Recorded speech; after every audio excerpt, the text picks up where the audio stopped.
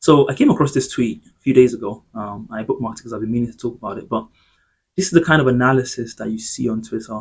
Um, and sometimes I've put my foot in it in the past, trying to like respond to it by not being clear enough in what it means. So I think a video is a good way to do that. This type of analysis suggests that these people, when they say these kind of things, they think that they're actually insulting white men. But if you actually break down what they're saying, they're actually putting white men on the type of pedestal that they're trying to suggest white men shouldn't be on. So she's suggesting that American men are the most, misogynistic and patriarchal people, and every other, I guess, non-white men that are being sexist or misogynist, they're trying to do it because they want to be like the white man. Um, okay, a couple of things to kind of get into there. America as a country filled with white people is only really a thing from like 250, 300 years ago. Our species alone is like 200,000 years old. Are you suggesting that no one came, like the world wasn't sexist until America was formed? Like just think about what you're saying. It doesn't even make any sense. But also, secondly, are you suggesting that the people that are non-white were too stupid to come up with this social construct until the Americans showed it to them? Obviously, misogyny and sexism is not a sign of societal progress, but you know, as people start to form and civilizations start to form, you do see all these type of constructs and things being developed, organically. The suggestion that non-white people were too dumb to come up with these constructs and they needed white people to show them how to really do it, that in itself is kind of racist. But I don't think you can even see that. But generally speaking, there's a conversation that happens on social media when you argue with anyone on social media, especially black women. I don't mean that pejoratively, by the way. The theory is that there's a hierarchy that exists in society where white men are at the top and then black women are at the bottom because they face or potentially could face both sexism and racism.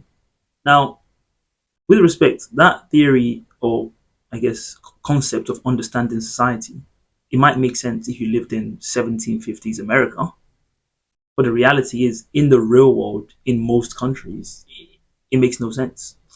We had misogynistic and sexist. This person is Nigerian. I'm Nigerian too.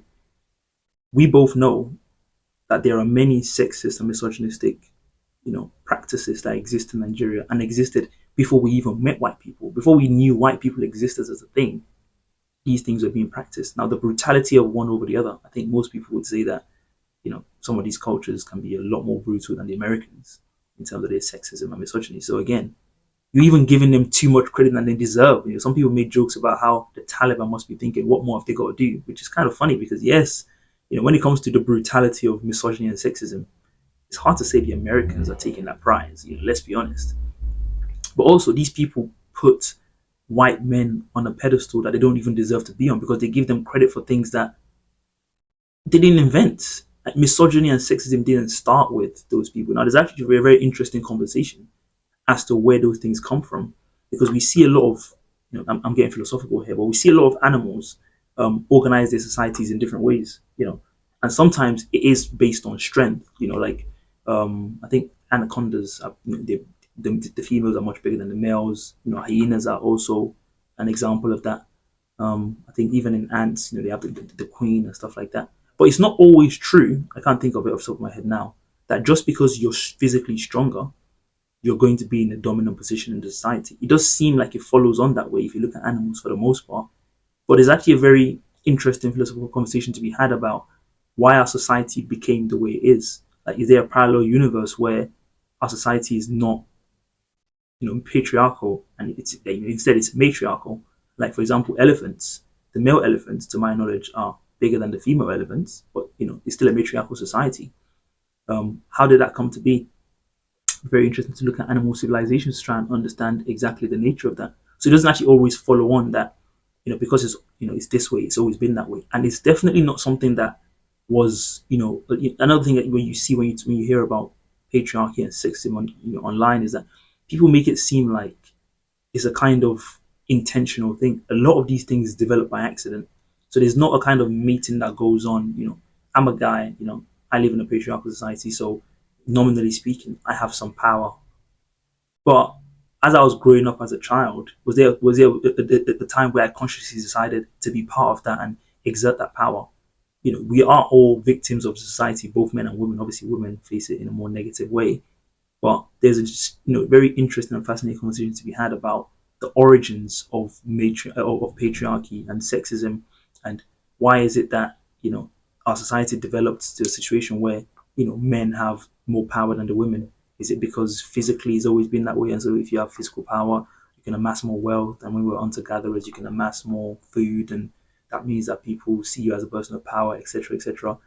Maybe, maybe not, because as society developed, you had Cleopatra and Nefertiti, and so you have queens, women that led large groups of men and led entire countries.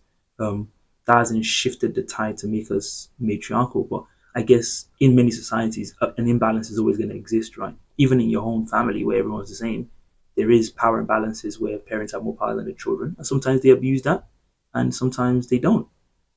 Doesn't mean it's the natural order of things, but there probably is some natural order, happening here where, even lions, for example, the men lead the pride, but the women, it is kind of a matriarchal society, so it's kind of a bit even in the way they've structured it. So again, fascinating conversation to have, but I think I've drifted away from the tweet I was talking about now. But I just found that again, I find it quite interesting to talk about. It's not always obvious that what not as obvious as these people make it seem, make it out to be anyway.